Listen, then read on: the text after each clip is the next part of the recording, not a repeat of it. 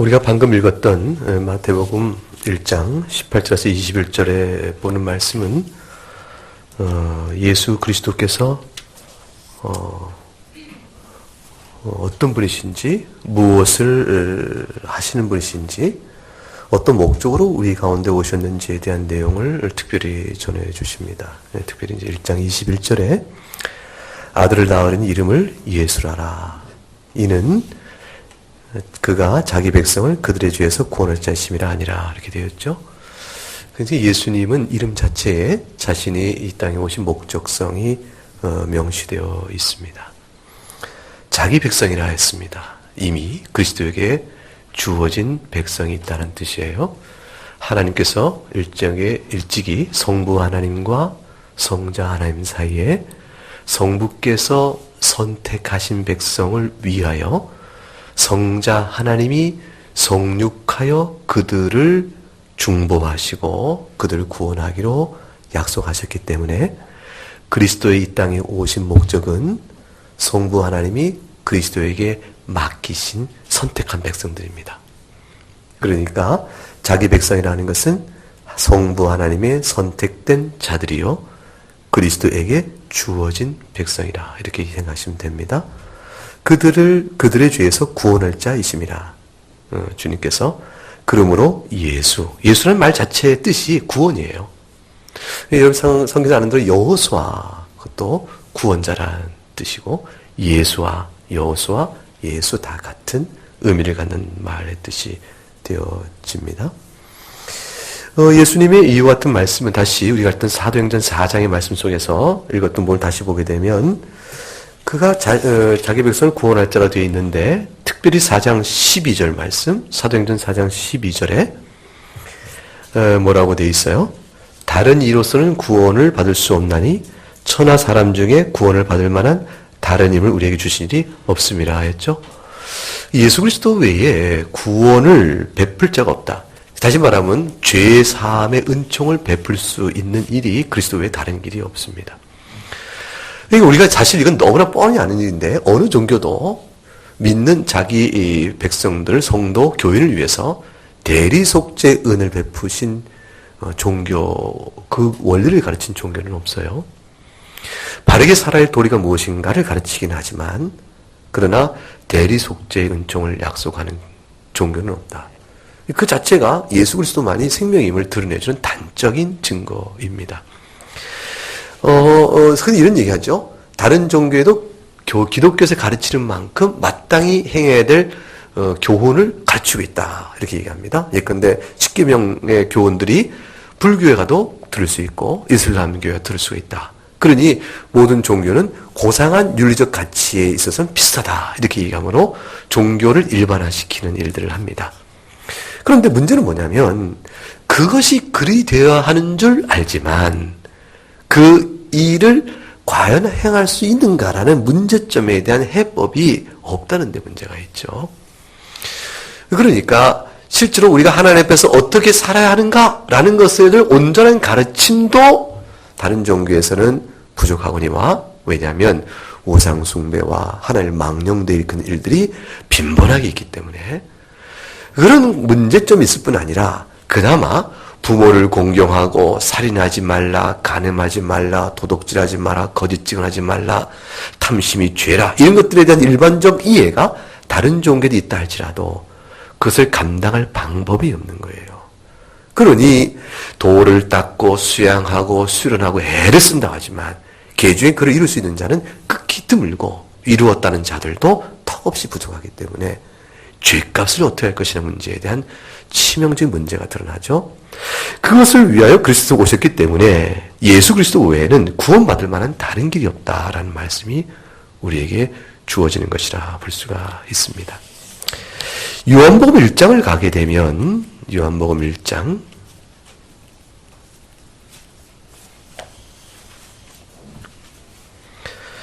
요한복음 1장 12절 거기에 보게 되면 읽어봅니다. 영접하는 자, 곧 그 이름을 믿는 자들에게는 하나님의 자녀가 되는 권세를 주셨다 되어 있습니다. 하나님의 자녀가 되어진다? 어떻게 하나님의 자녀가 되는 것이지? 그럴 때 영접하는 자, 누구를 영접하죠? 이 땅에 온 빛이죠. 생명. 11절에 자기 땅에 오신 분. 9절에 참빛. 그분입니다. 그분을 영접한 하나님의 자녀가 된다. 왜냐하면 그 참빛이 14절 말씀 읽어보세요. 말씀이 육신이 되어 우리 가운데 거하심에 우리가 그 영광을 보니 아버지의 독생자 영광이요 은혜와 진리가 충만하더라. 아버지의 독생자의 영광. 이렇게 되게 돼. 즉 독생자라는 것은 하나밖에 없으신 아들이라 이런 의미가 돼요. The only son입니다. The only begotten son. 그래서 오직 한 분밖에 안 계신 그분이 되어집니다. 다시 말하면 육신을 입어 이 땅에 오시기 이전에 그 말씀 그분은 세상에 오시기 이전에 이미 성부 하나님 앞에서 독생자, 즉 성자 하나님으로 계신 분임을 알 수가 있죠. 18절에 본래 하나님을 본 사람이 없을 때 아버지 품속에 있는 누가 봤다? 독생하신 하나님이 나타나셨다. 이 독생하신 하나님은 독생이라는 것은 유일하다는 뜻이고요. 하나님이라 표현되어 있어요. 그런데 그것이 14절은 독생자라고 되어 있죠. 독생하신 아들이라고 되어 있는 것이에요. 그래서 하나님의 독생하신 아들, 하나밖에 없는 그분 아들은 18절에 하나밖에 없으신 바로 그 하나님이시라 표현되므로 성부와 성자 사이의 관계를 독생이란 말로 표현하고 유일하다, 한 분이라는 말로 표현하고 그것을 아버지와 아들의 관계로 표현하고 그 아들이 곧 하나님이시라 이걸 말해주고 있는 거예요. 세 가지 말해주고 있죠. 첫째, 아버지 성부와 성자 하나님의 관계가 독생하시다, 유일하다라는 관계를 말해주고 그래서 성자 하나님은 성부의 유일하신 아들의 위치에 계시고 그런데 그분이 하나님이시라라고 되어 있고 그렇기 때문에 그분을 말미암아 우리가 어떻게 됩니까? 구원을 받는 자가 되어진다. 이렇게 되어지는 것이죠. 그렇게 됨으로 인해서 우리는 예수 그리스도를 우리의 마음에 담을 수 있고 그를 믿을 수 있게 되어집니다. 히브리서 1장을 가보면 히브리서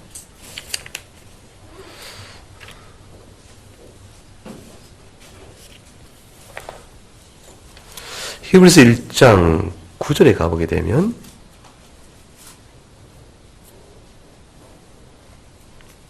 히브리서 1장 9절 찾으시면 읽어보시죠. 주께서 의를 사랑하시고 불법을 미워하셨으니 그러므로 하나님 곧 주의 하나님이 즐거움의 기름을 주께 부어 주를 동료들보다 뛰어나게 하셨도다 하셨고 여기 어떤 표현이 나오냐면 주 하나님이 즐거움의 기름을 주께 부었다. 기름을 주께 부었다라는 말이 나오죠. 기름을 주께 부었다. 기름 부음이란 뜻이 뭐냐면 메시아예요. 기름을 부었다라는 말의 뜻이 뭐예요? 메시아. 그 메시아를 헬라어로 말 때 그리스도라고 하는 겁니다. 히브리어는 메시아예요. 또 그리스 말로는 그리스도가 되어지는데 그 뜻이 뭐냐면 기름을 부은 자라. 예수님은 기름을 부은 자이기 때문에 따라서 뭐라고 부르냐면 그리스도라고도 불려져요. 사도행전 2장을 가보시면 사도행전 2장 34절부터 36절까지 33절부터 읽어보겠습니다. 하나님이 오른손으로 예수를 높이심에 그가 약속하신 성령을 아버지께 받아서 너희가 보고 듣는 이것을 부어주셨느니라. 다윗은 하늘에 올라가지 못하였으나 친히 말하 이르되 주께서 내 주에게 말씀하시기를 내가 네 원수로 네 발등상이 되게 하기까지 너는 내 우편에 앉아있으라 하셨도다 하였으니 그런즉 이스라엘 온 집은 확실히 알지니 너희가 십자가에 못 박은 이 예수를 하나님이 주와 그리스도 되게 하셨느니라. 예수를 말은 아까 마태복음 1장에 나왔죠. 자기 백성을 죄에서 구원할 자이신 목적 가진 그분을 하나님이 뭐와 뭐로? 주와 그리스도로 이렇게 되어 있죠. 자, 됐습니다. 자, 그럼 저를 보세요. 오늘은 사도행전의 두 번째 강설로 무엇을 공부하냐면 무엇일까요? 자, 첫 번째 사도행전 처음에 시작. 사도행전인데 사도신경. 전능하사 천지 되신 하나님 아버지를 내가 믿사오며 이거 지난주에 배웠죠? 그 다음 두 번째, 그 다음 그 외아들 우리 주 예수 그리스도를 믿사오니 이 두 번째 신앙 고백 항목을 배우는 거예요. 지금 몇 가지 찾은 말씀에 따라서 우리는 우리 주라는 말을 배웠고, 어디서? 사도행전 2장에서 지금 36절에 뭐라고 나와 있어요? 하나님이 주와 그리스도에게 하셨다 그랬죠? 우리 주, 그 다음에 누구? 예수, 그 다음에 뭐요? 그리스도를 믿사오며 이렇게 돼 있죠. 그래서 세 가지 다 배운 거예요. 마태복음 1장에서 예수를 배웠고, 히브리서 1장과 사도행전 2장을 통해서 그리스도라함을 배웠고, 그 다음에 그가 누구시라고? 주이심을 배웠어요. 성경 곳곳에서 이 세 가지 표현에 기초하여 우리 주 예수 그리스도라는 말로 표현되는 많은 신앙 고백은 이와 같은 말씀을 통해서 이루어집니다. 자, 그러면 이러한 내용에 따라서 오늘 내용을 좀 더 구체적으로 보도록 합니다. 근데 여러분 사도신경이 뭔지는 아시죠? 이거 갑자기 이런 말 부르니까 좀 생뚱맞죠?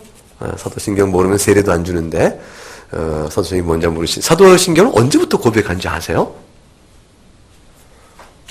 옛날부터. 옛날부터인데 사도신경은 사도신경이란 말은 신앙 고백의 내용을 기록한 것이다. 라는 뜻. 신앙 고백의 내용이 기록된 글. 그게 신경이란 말의 뜻이에요. 자, 그럼 사도는 뭐예요, 사도는? 예수의 제자들, 특별히 첫 사도 10몇 명? 12사도. 사도신경은 신앙 고백의 내용을 기록한 이 글을 누가 썼다? 사도들이 썼다. 그래서 뭐라고 그래요? 사도신경이라고 종종 오해가 됩니다.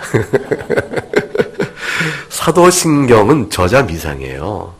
누가 딱 적은 게 아니고, 또는 사도들이 12명이 모여서 우리가 신앙을 고백하자. 사도들이 의사결정해서 이렇게 모아하는 게 아니고, 사도신경은 예수 그리스도께서 승천하시고 사도들이 복음을 가르친 다음 사도 때부터 성경 곳곳에 아는 대로 신앙 고백의 요소 내용들이 결국은 교회 안에서 신앙 고백하면서 모아지기 시작했어요.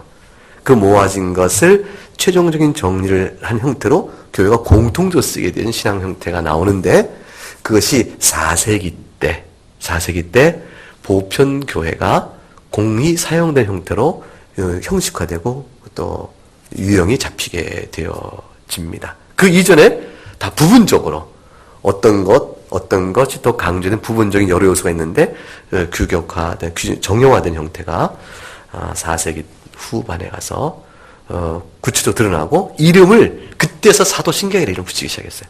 그전에는 교회가 고백하는 신앙 고백에는 이름은 없었어요. 근데 이런 사도신경 내용에 비슷한 것들이 많이 쓰였지만 이름은 없었는데, 이름을 사도신경이라는 이름 붙인 게 주 390년대쯤 가서 붙여진 거예요. 사도들이 했다는 건 아니고요.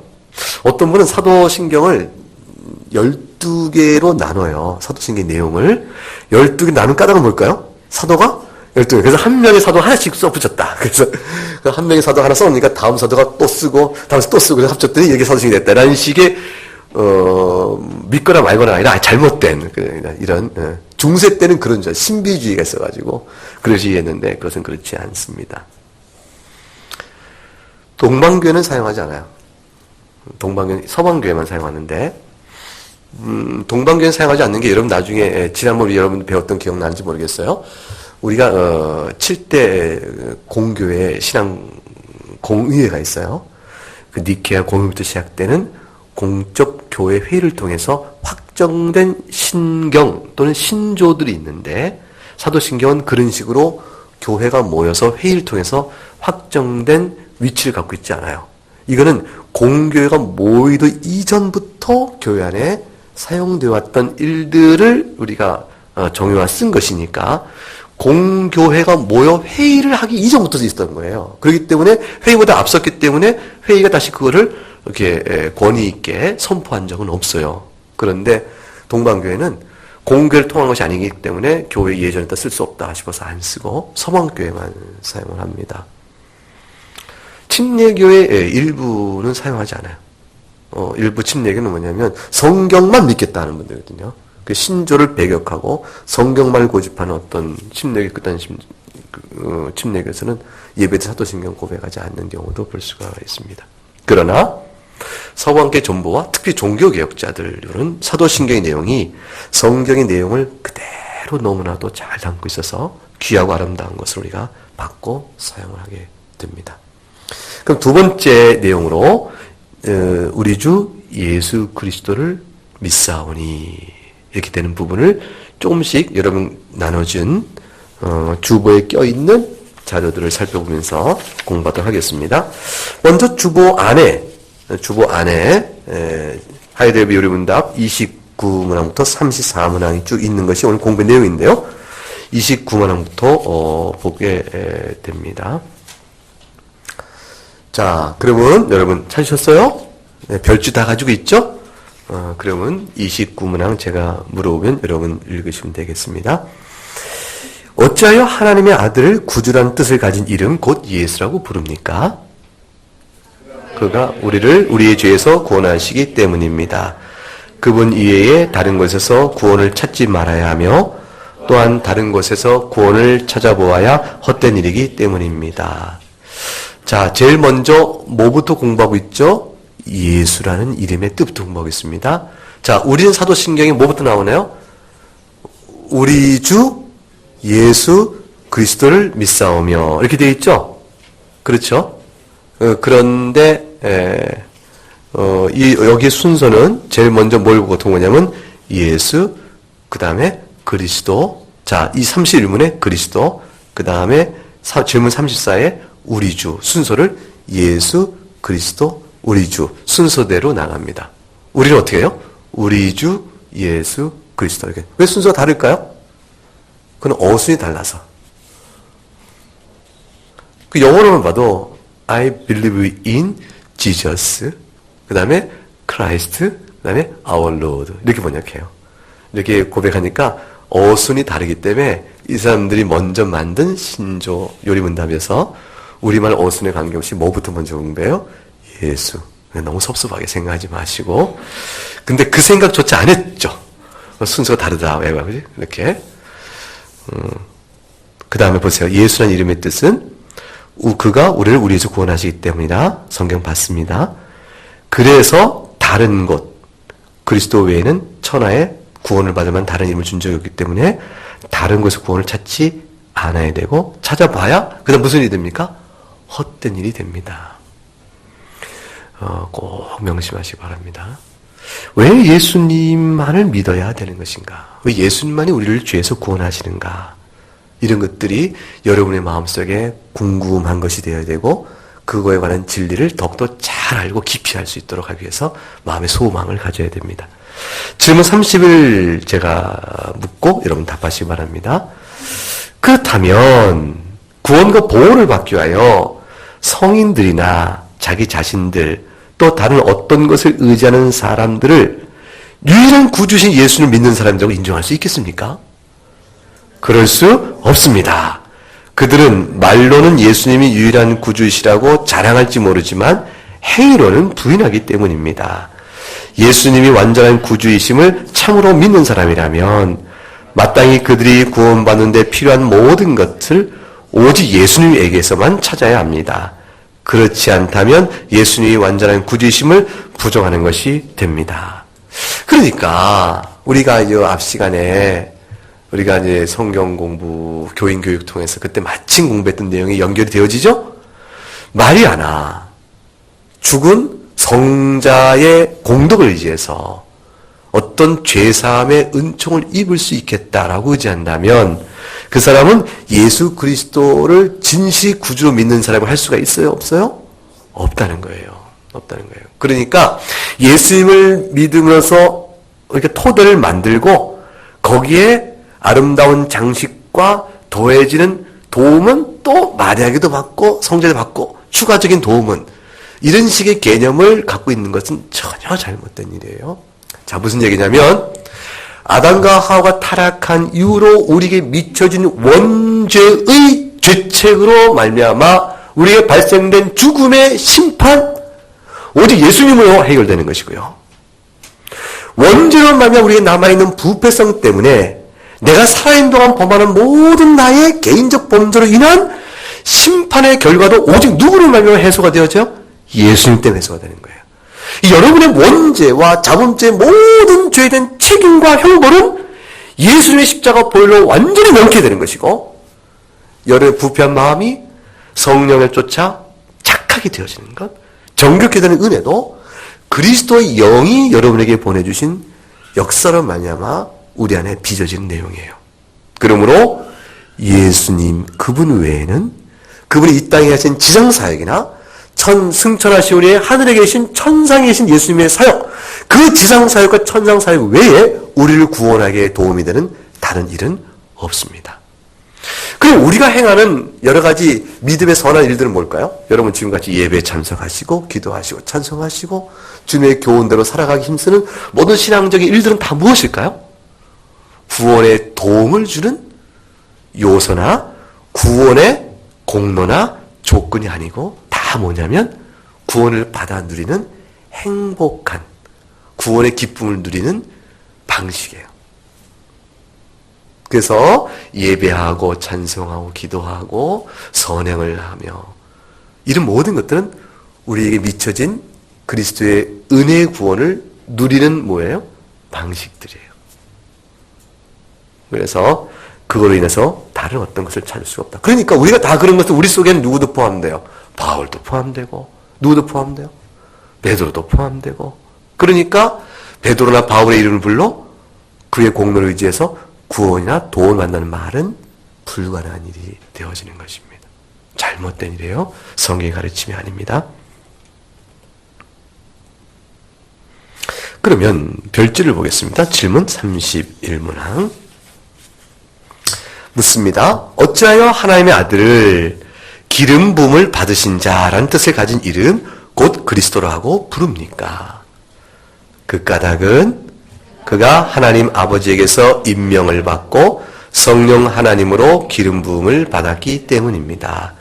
그리하여 그는 우리의 으뜸가는 선지자이며 교사로서 우리 구원에 관한 하나님의 경륜과 뜻의 비밀을 우리에게 완전히 계시해 주셨습니다.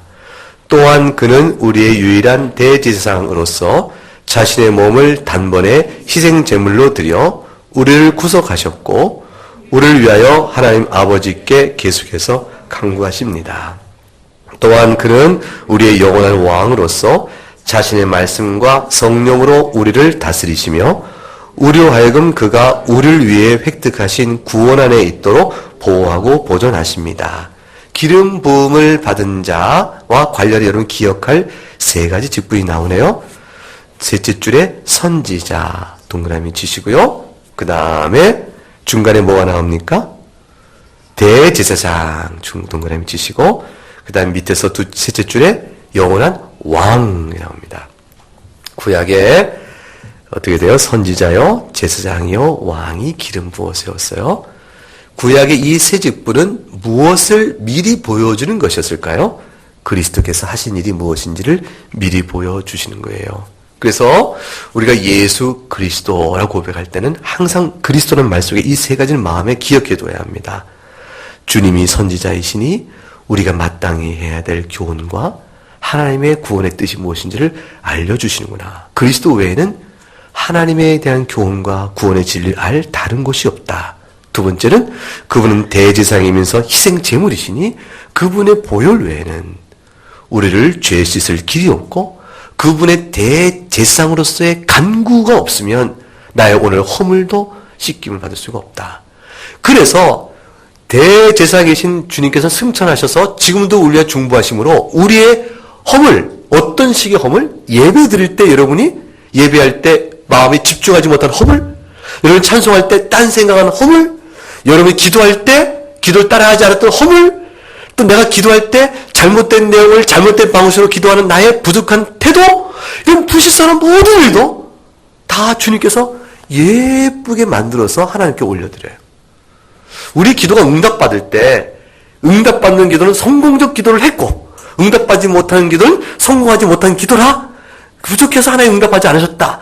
우리 편에서의 완전한 기도를 했느냐 부족한 기도를 했느냐에 내 편에서 기도의 완전성 여부를 따져서 기도가 됐느냐 안 됐느냐 이렇게 판단하는 것은 미련하고 잘못된 접근이에요. 우리의 기도는 항상 불완전해요. 우리의 예배는 항상 불완전해요. 우리의 찬송은 항상 불완전해요. 그런데 그게 하나님이 받을 만한 찬송이요? 받을 만한 기도요? 받을 만한 예배가 되는 것은 누구의 은혜 때문에요? 예수 그리스도. 천상에 계신 우리의 대언자이시고 중보자신 주님의 기도로 인하여 우리의 허물 많은 예배와 부족한 전성과 기도와 행실도 주께서 아름다운 향기로 주 앞에 드려져요. 그래서 그날에 우리를 칭찬하실 만한 이유를 들어 세우시는 거예요.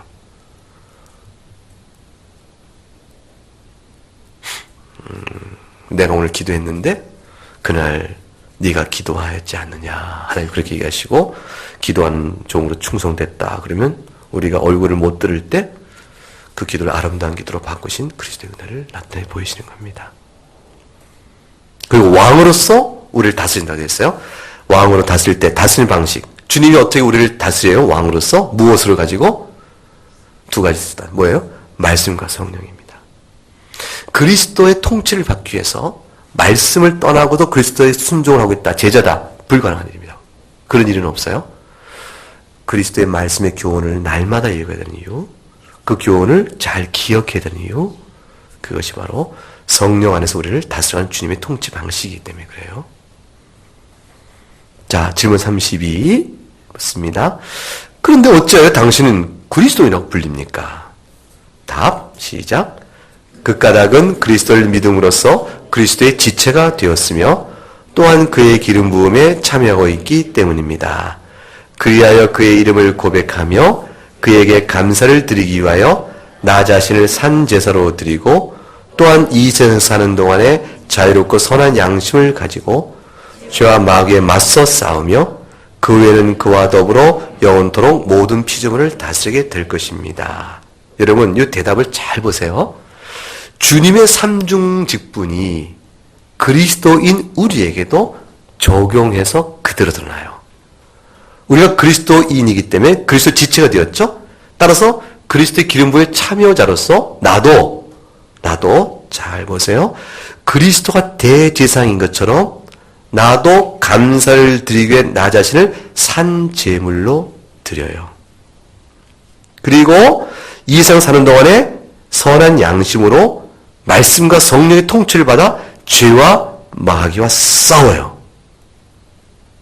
그렇죠? 그리고 그와 더불어 영원토록 피조물을 다스리게 되어져요. 영원토록 피조물을 다스리는 것은 왕적 직분이요. 죄와 마귀와 싸우는 것은 선지적 직분이요. 산제에서 드리는 이 감사의 예배는 제사장적 직분과 관계된 것이라 볼 수가 있죠. 그래서 이 모든 삼중 직분의 통일적인 것은 말씀과 성령이에요. 말씀과 성령에 따라 순종함으로 하나님 앞에 산제사를 드리는 것이고, 말씀과 순종에 함으로 마귀와 죄와 싸우는 선지적 투쟁을 해나갈 수 있는 것이고, 말씀과 성령에 순종함으로 피조물을 주의 뜻대로 다스려가는 왕적 통치에 참여하게 되는 것입니다. 이게 그리스도인의 행복이요 영광이라 볼 수가 있습니다. 질문 33. 자, 그러면 우리들도 또한 하나님의 아들일진데 어찌하여 그리스도를 가리켜 하나님의 유일한 독생자라고 일컫는 것입니까? 답. 그 까닭은 그리스도만이 하나님의 영원한 아들이시며 본래의 아들이시기 때문입니다. 반면에 우리들은 그리스도로 말미암아 은혜로 입양된 하나님의 아들들이기 때문입니다. 은혜로 입양된 줄치고 따라서 신학적으로는 양자됩니다. 이렇게 얘기합니다. 중요한 것은 입양이 공로로 됐어요? 은혜로 되어졌어요? 은혜로. 따라서 파양은 없어요. 사람은 파양합니다. 이뻐서 입양했는데 미우니까 입양을 취소해서 파양을 해요. 그러나 하나님께서는 처음부터 사랑하여, 자신을 사랑하여 은혜를 우리에게 주신 입양이기 때문에 선물 자체예요. 따라서 파양은 없어요. 그걸 가지고 성도의 견인이라 이렇게 되어집니다. 얼마나 큰 은혜를 입은 자인 줄 모릅니다. 자, 근데 우리도 하나님의 아들이지만 우리는 입양된 아들에 불과하기 때문에 참되신 하나님의 유일한 독생자의 아들은 예수님, 성자 하나님 한 분뿐이시죠. 질문 34. 자, 묻습니다. 어찌하여 당신은 그를 우리 주라고 부릅니까? 그 까닭은 그가 금이나 은으로가 아니라 자신의 보배로운 피로써 우리의 몸과 영혼 모두를 우리의 모든 죄에서 구속하셨으며 우리를 마귀의 모든 권세에서 구하여 내셨고 그러므로써 우리를 자신의 소유로 삼으셨기 때문입니다. 보세요. 은이나 금이 아니고 자신의 보혈로 우리의 영혼만이 아니고 몸도 다 구원하셨다. 따라서 구주라고 일컫습니다. 근데 구주일 뿐만 아니라 동시에 자신의 소유로 삼으셨다라는 의미에서 우리의 참 주인이 되시니까 주님이라고 고백합니다.